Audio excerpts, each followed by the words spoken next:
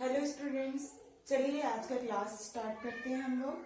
आप लोगों ने अध्याय 8 यानी रासायनिक आबंध में इसके पहले आप लोग को बताई थी कि केमिकल बॉन्डिंग रासायनिक आबंध किसे कहते हैं। उसके बाद मैंने आयनिक बंध के बारे में बताया था, उसका कुछ एग्जाम्पल भी आप लोग को बताया था बना के कि कैसे हम इलेक्ट्रॉनिक कॉन्फ़िगरेशन करते हैं। तो आगे और एक उदाहरण देना चाहूंगी जिसमें से है कैल्शियम ऑक्साइड का बनना। उदाहरण जो है वो क्या है, कैल्शियम ऑक्साइड का बनना। इसके पहले हमने मैग्नीशियम क्लोराइड का बनना और सोडियम क्लोराइड का उदाहरण लेकर इसको समझा था। तो चलिए समझे थे, चलिए कैल्शियम ऑक्साइड का बनना कैसे होता है इसके बारे में पढ़ते हैं। तो आप लोग देखोगे कि कैल्शियम का जो क्या है परमाणु क्रमांक है वो कितना होता है, 2 8 8 2। ठीक है, यानी कितना हो गया, 8 है 16, 16 2 18 20। तो कैल्शियम का परमाणु क्रमांक कितना होता है, 20। तो हम इसको कोष के हिसाब से अगर इसका इलेक्ट्रॉनिक विन्यास करते हैं तो 2 8 8 और 2। उसी प्रकार आप लोग देखोगे तो ऑक्सीजन का परमाणु क्रमांक कितना होता है, 8 होता है। अगर इसका हम इलेक्ट्रॉनिक विन्यास करते हैं तो 2 और 6। ठीक है, इस प्रकार आप देखेंगे कि कैल्शियम के बाह्यतम कक्ष में कितने इलेक्ट्रॉन हैं, 2 इलेक्ट्रॉन हैं। ठीक है, ये आपका बाहरी कोष हो गया। तो बाहरी कक्ष में कितने इलेक्ट्रॉन हैं, 2 इलेक्ट्रॉन हैं। उसी प्रकार ऑक्सीजन के बाहरी कक्ष में कितने इलेक्ट्रॉन हैं, 6 इलेक्ट्रॉन हैं। तो यहाँ पर देखोगे ये कैल्शियम परमाणु का जो बाह्यतम कक्ष में 2 इलेक्ट्रॉन है और ऑक्सीजन के में 6 इलेक्ट्रॉन है। तो यहाँ पर कैल्शियम द्वारा 2 इलेक्ट्रॉन ऑक्सीजन को दान देना। ठीक है, यहाँ से जो कैल्शियम है वो 2 इलेक्ट्रॉनों को ऑक्सीजन को क्या कर देगा, दान कर देगा। तो ये आसानी होगा, यानी ऑक्सीजन के लिए 2 इलेक्ट्रॉन ग्रहण करना और कैल्शियम के लिए 2 इलेक्ट्रॉन का त्यागना आसान होगा। इसलिए क्या करेगा, ये जो कैल्शियम है 2 इलेक्ट्रॉन को ऑक्सीजन को दे देगा और अपना अष्टक पूर्ण कर लेगा। ऑक्सीजन जो है वो अपना अष्टक पूर्ण कर लेगा और अक्रिय गैस विन्यास को प्राप्त कर लेगा। यानी अष्टक पूर्ण हो जाएगा तो वो क्या हो जाएगा, वो अक्रिय गैस विन्यास को प्राप्त कर लेगा। तो यहाँ पर दूसरे तरफ देखोगे इस समीकरण के, तो यहाँ पर कैल्शियम ने कितना, 2 इलेक्ट्रॉनों को दान किया है, इसलिए यहाँ पर कैल्शियम पर 2 प्लस चार्ज है। ठीक है, तो ये क्या हो जाएगा, 2 इलेक्ट्रॉनों को दान कर देगा। तो यहाँ पर क्या बचेगा, जो 2 8 8 बचेगा। उसी प्रकार ऑक्सीजन ने यहाँ से कैल्शियम के 2 इलेक्ट्रॉनों को ग्रहण कर लिया। तो इस प्रकार से आप लोग को यहाँ पर दर्शाया गया डॉट के हिसाब से। तो यहाँ पर देखो ऑक्सीजन में डॉट लगे हैं, तो ऑक्सीजन ने कितने इलेक्ट्रॉनों को ग्रहण किया, 2 इलेक्ट्रॉनों को ग्रहण किया, इसलिए यहाँ पर ये 2 माइनस चार्ज से दर्शाया गया है। और सूत्र की बात करें तो ये क्या हो जाएगा, कैल्शियम ऑक्साइड का ये सूत्र है। तो क्या हुआ, यहाँ पर 6 ऑक्सीजन अंतिम कक्ष में कितने इलेक्ट्रॉन थे, 6। तो इन्होंने कैल्शियम से 2 इलेक्ट्रॉन को ग्रहण करके क्या कर लिया, अपना अष्टक पूर्ण कर लिया और अक्रिय गैस विन्यास को प्राप्त कर लिया। इस प्रकार से ये आयनिक बंध का एक और उदाहरण है। अब आगे हम पढ़ेंगे संयोजकता। क्या पढ़ेंगे, संयोजकता। संयोजकता को इसी उदाहरण के द्वारा मैं समझाऊंगी कि संयोजकता होता क्या है। ठीक है, तो संयोजकता क्या होता है, किसी भी तत्व के परमाणु द्वारा, ठीक है, अक्रिय गैस विन्यास को प्राप्त करने के लिए जब हम इलेक्ट्रॉन का दान करते हैं या फिर ग्रहण करते हैं, और ग्रहण करने के बाद जब हम अष्टक पूर्ण करते हैं तो वही क्या कहलाती है, उसकी संयोजकता। यानी क्या है, किसी तत्व के द्वारा क्या होता है, उसके परमाणु द्वारा क्या हो गया, इलेक्ट्रॉन का त्यागना या ग्रहण करना, या क्या कहलाता है, वही उसकी संयोजकता कहलाती है अष्टक पूर्ण करने की। यहाँ पर मैं इसलिए इस एग्जाम्पल को और बता देती ताकि आप लोग को अच्छे से समझ में आए। यहाँ पर देख रहे हो तो कैल्शियम का कितना है, परमाणु क्रमांक 20 है। तो हमने इसका इलेक्ट्रॉनिक विन्यास किया तो क्या प्राप्त हुआ, 2 8 8 2। तो यहाँ क्या किया, ऑक्सीजन का इलेक्ट्रॉनिक विन्यास किया तो 2 और 6 में टूटा। तो आप देख रहे हो कि यहाँ पर कैल्शियम ने कितने इलेक्ट्रॉनों का दान किया, 2, और ऑक्सीजन ने कितने इलेक्ट्रॉनों को ग्रहण किया, 2। तो यहीं पर ये उसकी संयोजकता क्या कहलाएगी, यहाँ पर देख रहे हो कैल्शियम ने 2 इलेक्ट्रॉन दान किया और ऑक्सीजन ने 2 इलेक्ट्रॉन को ग्रहण कर अपनी अष्टक पूर्ण की, यही क्या कहलाती है, उसकी संयोजकता। एक बार और देख लीजिए संयोजकता क्या होती है। तो किसी भी तत्व के परमाणु क्या है, अक्रिय गैस विन्यास को प्राप्त करने के लिए यानी अपनी अष्टक पूर्ण करने के लिए क्या करते हैं, इलेक्ट्रॉन का दान करते हैं या ग्रहण करते हैं, यही उसकी संयोजकता कहलाती है। अगर हम तत्वों के धातु और अधातु के रूप में धातु और अधातुओं को उसके भौतिक गुणों के आधार पर पहचानते हैं तो क्या होता है, कैसे पहचानेंगे हम, तो जिस तत्व के परमाणु इलेक्ट्रॉन को त्यागते हैं वो क्या कहलाते हैं, धातु कहलाते हैं। जिस तत्व के परमाणु जो इलेक्ट्रॉन को त्यागते हैं तो वो क्या कहलाते हैं, धातु कहलाते हैं। और जिस तत्व के परमाणु इलेक्ट्रॉन को ग्रहण करते हैं वो क्या कहलाते हैं, अधातु कहलाते हैं। तो इस प्रकार से हम तत्वों के उसके धातुओं के और अधातुओं के हिसाब से उसके भौतिक गुणों के आधार पर हम पहचान सकते हैं। तो संयोजकता आप लोग को समझ में आ गई। दूसरी परिभाषा संयोजकता की और हम देख सकते हैं, दूसरी आप लोग को जो भी सरल लगे तो एक और परिभाषा मैं संयोजकता की बता देती हूँ कि संयोजकता होता क्या है। किसी भी तत्व के बाह्यतम कोश में उपस्थित इलेक्ट्रॉनों की संख्या या अष्टक पूर्ण करने के लिए आवश्यक इलेक्ट्रॉनों की संख्या ही संयोजकता कहलाती है। किसी भी तत्व के बाह्यतम कोश में उपस्थित इलेक्ट्रॉनों की संख्या या अष्टक पूर्ण करने के लिए आवश्यक इलेक्ट्रॉनों की संख्या ही क्या कहलाती है, संयोजकता कहलाती है। यहाँ पर देख रहे हो कि बाह्यतम कोश में कैल्शियम के 2 इलेक्ट्रॉन हैं और ऑक्सीजन के कितने इलेक्ट्रॉन हैं, 6 इलेक्ट्रॉन है। तो यहाँ पर कैल्शियम 2 इलेक्ट्रॉन को दान कर देगा ऑक्सीजन को और ऑक्सीजन 2 इलेक्ट्रॉनों को ग्रहण कर लेगा। यानी ऑक्सीजन को अपनी अष्टक पूर्ण करने के लिए कितने इलेक्ट्रॉनों की आवश्यकता है, 2 इलेक्ट्रॉनों की। तो यहाँ पर कैल्शियम ने 2 इलेक्ट्रॉन को दान कर दिया और ऑक्सीजन का क्या हो गया, अष्टक पूर्ण हो गया। तो इस प्रकार से आप लोग देख रहे हैं कि कैल्शियम तत्व के बाह्यतम कोश में 2 इलेक्ट्रॉन थे जिन्होंने ऑक्सीजन के अष्टक पूर्ण करने के लिए उसको 2 इलेक्ट्रॉन को दान कर दिया, तो वो अपना अष्टक ऑक्सीजन पूर्ण कर लिया। तो यही क्या कहलाएगी, आपकी संयोजकता। तो उम्मीद करती हूँ कि आप लोग को संयोजकता अच्छे से समझ में आ गई होगी। आगे हम देखते हैं सहसंयोजक बंध किसे कहते हैं। आगे का जो हमारा टॉपिक है वो क्या है, सहसंयोजक बंध। तो सहसंयोजक बंध किसे कहते हैं, तो रासायनिक बंध बनता है तब क्या होता है, 2 परमाणुओं के मध्य इलेक्ट्रॉनों का साझा होता है। इसके पहले वाले हमने पढ़ा था आयनिक बंध में क्या होता था, 2 परमाणुओं के मध्य इलेक्ट्रॉनों का आदान प्रदान होता था, यानी इलेक्ट्रॉन त्यागा जाता था या फिर ग्रहण करते थे, तब आयनिक बंध बनता था। लेकिन सहसंयोजक बंध में क्या होगा, परमाणुओं के यानी 2 परमाणुओं के मध्य इलेक्ट्रॉनों का साझा होगा। तो वो क्या कहलाएगा, ऐसे बंध क्या कहलाएंगे, सहसंयोजक बंध कहलाते हैं। सहसंयोजक बंध के प्रकार, तो सहसंयोजक बंध के 3 प्रकार होते हैं, जिसमें से पहला वाला है एकल सहसंयोजक बंध, दूसरा है द्विक सहसंयोजक बंध और तीसरा है त्रिक सहसंयोजक बंध। या इसको हम एकल बंध, द्विबंध या त्रिबंध के नाम से भी जानते हैं।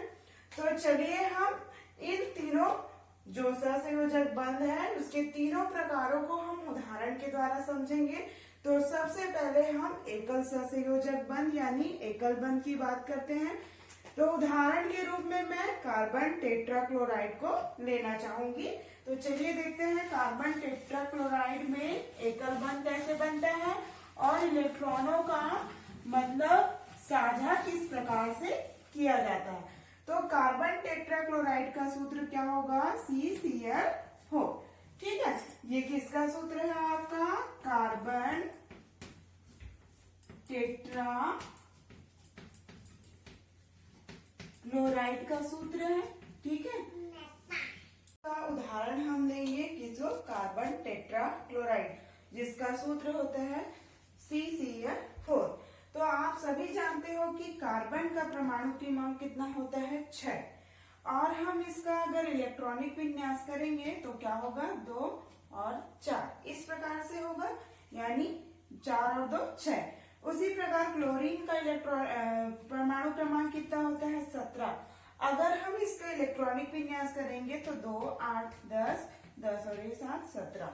तो आप देखोगे कि कार्बन के बाह्यतम कोष में कितने इलेक्ट्रॉन है, 4 इलेक्ट्रॉन है। कोष की बात करूंगी तो यहाँ पर देखो, यहाँ पर इस प्रकार से मैंने कोष कल बताया था, तो ये के हो गया, ये एल हो गया, तो इसके प्रथम कोष में कितने इलेक्ट्रॉन, 2 इलेक्ट्रॉन, और बाकी जो है वो कितने, अंतिम कोष में कितने इलेक्ट्रॉन हो गए, 4। इसी प्रकार से इसमें 3 कोष होंगे, एक पहला, दूसरा और ये तीसरा, यानी के एल एम।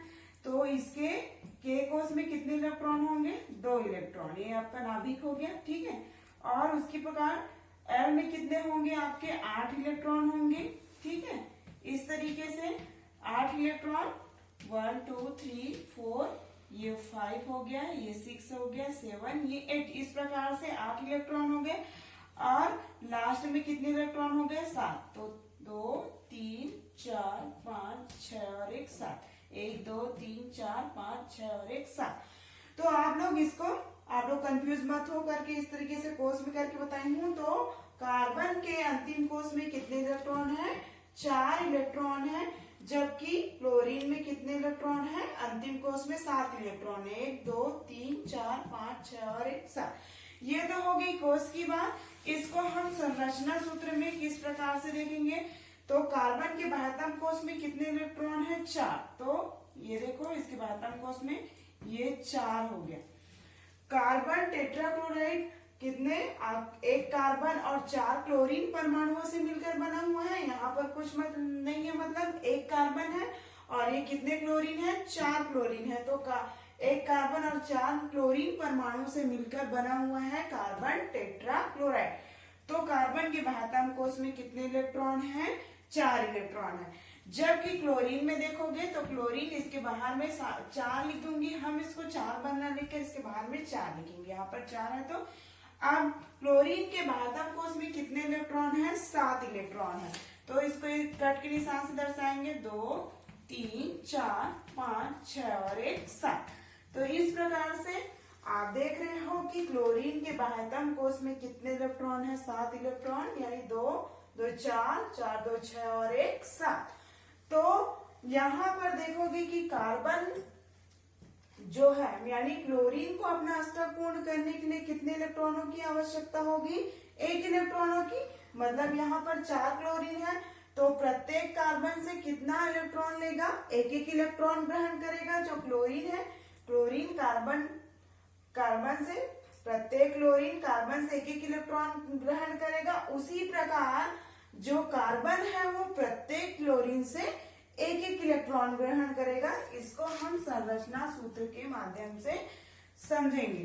तो यहाँ पर देखो कि क्लोरीन कितनी है, 4, 1, ये बीच में कार्बन आ गया, इस तरीके से क्लोरीन, ये संरचना, ठीक है।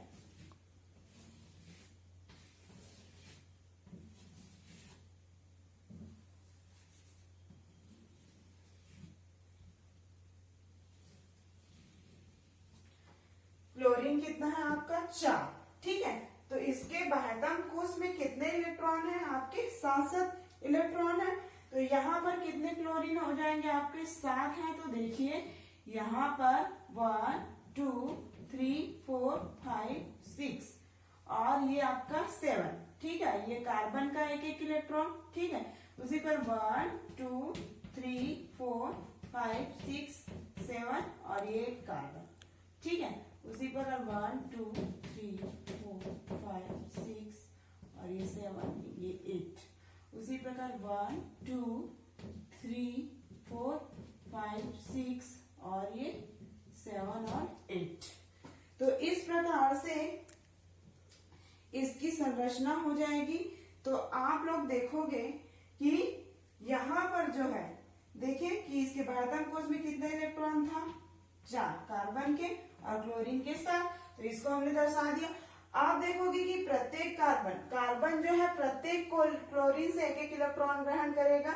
यहाँ पर हमें दोनों परमाणुओं के बीच इलेक्ट्रॉनों का साझा हो रहा है, उसके बारे में देखेंगे।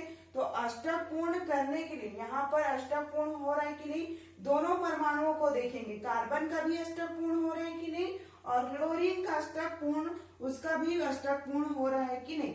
तो यहाँ पर कार्बन जो है प्रत्येक क्लोरीन से 1 इलेक्ट्रॉन क्या किया, इलेक्ट्रॉन साझा किया। आप देख रहे हो कि क्लोरीन में कितने हैं, 7 इलेक्ट्रॉन है, 2 4 6 और 1 7। तो कार्बन ने एक ले लिया। इस क्लोरीन से भी क्या है, कार्बन ने 1 इलेक्ट्रॉन लिया। इस क्लोरीन से भी कार्बन ने 1 इलेक्ट्रॉन लिया और इस क्लोरीन से भी कार्बन ने 1 इलेक्ट्रॉन लिया। तो देख रहे हो कि कार्बन जो है उसका अष्टक पूर्ण है कि नहीं, तो 2 4 6 और 8। तो इस प्रकार कार्बन ने प्रत्येक क्लोरीन से 1 एक ग्रहण किया और अपना अष्टक पूर्ण कर लिया। अब हम किस में देखेंगे, क्लोरीन में देखेंगे कि क्लोरीन भी कार्बन से कितना 1 इलेक्ट्रॉन लेकर क्या किया, अपना अष्टक पूर्ण किया कि नहीं। तो यहाँ पर देखोगे कि क्लोरीन ने भी क्या किया, कार्बन से 1 इलेक्ट्रॉन ग्रहण किया। तो क्या हो गया, 2 4 6 और 2 8। एक कार्बन से भी 1 इलेक्ट्रॉन इन्होंने ग्रहण कर लिया। इस तरीके से देखोगे तो इसका भी अष्टक पूर्ण हो गया, 2 4 6 और 8। इसमें भी देखोगे तो कार्बन से 1 इलेक्ट्रॉन इसने ग्रहण किया, मतलब साझा किया, तो 2 4 6 8। इसमें भी 2 4 6 8। तो यहाँ पर आप लोग देख रहे हो कि कार्बन प्रत्येक क्लोरीन से 1 इलेक्ट्रॉन क्या कर रहा है, साझा कर रहा है, और क्लोरीन भी कार्बन से 1 इलेक्ट्रॉन साझा करके अपना अपना अष्टक पूर्ण कर रहा है। तो ये क्या हुआ, कार्बन और क्लोरीन के बीच क्या हुआ, एकल बंध। इसको हम संरचना सूत्र को इस तरीके से भी लिख सकते हैं। तो ये क्या हो गया आपका एकल बंध, यानी इस तरीके से जो बंध पाया जाता है एक लाइन, एकल बंध को हम एक लाइन के द्वारा मतलब इस तरीके से एकल बंध को दर्शाते हैं। अगर द्विबंध हुआ तो जैसे कार्बन डाइऑक्साइड को ले लिए तो इस तरीके से आपका द्विबंध होता है। उसी प्रकार नाइट्रोजन को ले लिए, यानी नाइट्रोजन का सूत्र N2 होता है, तो नाइट्रोजन के बीच क्या होगा, ट्रिपल बॉन्ड पाया जाएगा। तो ये क्या है आपका एकल बंध, ये डबल बॉन्ड, ये ट्रिपल बॉन्ड, यानी एकल बंध, द्विबंध, त्रिबंध। तो ये एकल बंध का उदाहरण है। अब हम आगे चलते हैं, किसको उदाहरण लेंगे हम, द्विबंध यानी द्विसंयोजक बंध के बारे में पढ़ेंगे, जिसमें उदाहरण लेंगे हम किसका, कार्बन डाइऑक्साइड का उदाहरण लेंगे। ठीक है, तो कार्बन डाइऑक्साइड का उदाहरण लेकर हम किसको समझेंगे, द्विबंध सहसंयोजक बंध या फिर द्विबंध को हम लोग समझेंगे। अगला जो उदाहरण है वो किसका है, हमारा द्विसंयोजक बंध का, जिसमें एग्जाम्पल के रूप में मैं क्या ले रही हूँ, कार्बन डाइऑक्साइड। तो यहाँ पर कार्बन के 1 परमाणु और ऑक्सीजन के 2 परमाणु, ये दोनों ही मिलकर कार्बन डाइऑक्साइड का निर्माण कर रहे हैं। तो कार्बन का परमाणु क्रमांक कितना होता है, 6, और ऑक्सीजन का परमाणु क्रमांक कितना होता है, 8। तो हम कार्बन का इलेक्ट्रॉनिक विन्यास करते हैं तो 2 और 4, यानी कार्बन के अंतिम कक्षा में जो इलेक्ट्रॉन है वो कितनी होगी, 4। तो इस प्रकार से हमने 4 इसको दर्शाया, 4 इलेक्ट्रॉन को। उसी प्रकार आप देखेंगे कि ऑक्सीजन के अंतिम कक्षा में यानी अंतिम कोष में कितने इलेक्ट्रॉन है, 6 इलेक्ट्रॉन। तो ऑक्सीजन कितने हैं, 2, तो 6 इलेक्ट्रॉनों को हमने दर्शाया, 2 4 6, 2 4 6। तो यहाँ पर देखोगे कि कार्बन जो है वो ऑक्सीजन से, प्रत्येक ऑक्सीजन से कितने इलेक्ट्रॉन ले रहे हैं, 2 जोड़ी इलेक्ट्रॉन का साझा कर रहा है। कार्बन जो है वो प्रत्येक इस ऑक्सीजन से भी एक जोड़ी क्या कर रहा है, एक जोड़ी इलेक्ट्रॉन का साझा कर रहा है, और इससे भी यानी कार्बन प्रत्येक ऑक्सीजन से 1 जोड़ी यानी इलेक्ट्रॉन का साझा कर रहा है। तो हम देखेंगे कि यहाँ पर कार्बन का अष्टक पूर्ण है कि नहीं। तो ये कार्बन इस ऑक्सीजन से 2 इलेक्ट्रॉन का साझा किया है और इस ऑक्सीजन से भी। तो कार्बन का देखेंगे तो 2 4 6 और 2 8। तो इस प्रकार से कार्बन का भी अष्टक पूर्ण हो गया। अब हमें ऑक्सीजन का भी देखना है कि ऑक्सीजन का अष्टक पूर्ण है कि नहीं। तो यहाँ पर ऑक्सीजन भी कार्बन से कितना, 2 इलेक्ट्रॉन का साझा किया है, तो इसका भी अष्टक पूर्ण है। देखो 2 और ये 4 4 2 6 6 2 8। तो इस ऑक्सीजन का भी अष्टक पूर्ण है। उसी प्रकार इस कार्बन से भी इस ऑक्सीजन ने 2 इलेक्ट्रॉनों का साझा किया है, तो इसका भी अष्टक पूर्ण है। देखो 2 4 6 और ये 2 8। तो हमें देखना है कि 2 सहसंयोजक बंध का मतलब क्या है, 2 परमाणुओं के मध्य क्या है, इलेक्ट्रॉनों का साझा होता है और अष्टक पूर्ण करके वो अपना आखिरी गैस विन्यास प्राप्त करते हैं। तो यहाँ पर ऑक्सीजन और कार्बन दोनों का ही अष्टक पूर्ण है। अगर हम इस तरीके से इसको सूत्र को हम लिख सकते हैं, ऑक्सीजन और कार्बन के बीच कौन सा बॉन्ड है, डबल बॉन्ड है। इस तरीके से इस सूत्र को लिख सकते हैं। अब अगला जो उदाहरण लेना चाहूंगी वो किसका, नाइट्रोजन का क्या सूत्र, नाइट्रोजन को हम N से दर्शाते हैं, लेकिन नाइट्रोजन का सूत्र क्या है, N2। तो हम नाइट्रोजन का एग्जाम्पल किसके लिए लेंगे, त्रिबंध या फिर त्रिक सहसंयोजक बंध के लिए इसका। तो नाइट्रोजन का परमाणु क्रमांक कितना होता है आपका, नाइट्रोजन का परमाणु क्रमांक होता है 7। अगर हम इसको इलेक्ट्रॉनिक विन्यास करेंगे तो क्या होगा, 2 और 5। तो अंतिम कोश में जो इलेक्ट्रॉन है वो कितना है, 5 है। तो देखेंगे कि N2 यानी नाइट्रोजन 2 है, तो हमने नाइट्रोजन को N2 यानी 2 बार लिखा है। तो अंतिम कक्षा में कितने इलेक्ट्रॉन है, अंतिम कोश में 5 इलेक्ट्रॉन है। तो 3 इलेक्ट्रॉन ये हो गए, 2 5।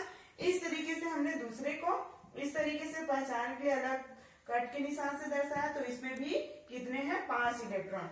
अब यहाँ पर देखोगे कि अष्टक पूर्ण होने के लिए कितने इलेक्ट्रॉनों की आवश्यकता है, 3 इलेक्ट्रॉनों की आवश्यकता है, ये वाले नाइट्रोजन को भी और इस नाइट्रोजन को भी। तो यहाँ पर देखोगे कि यहाँ पर नाइट्रोजन ने कितने 3-3 इलेक्ट्रॉनों का साझा किया है।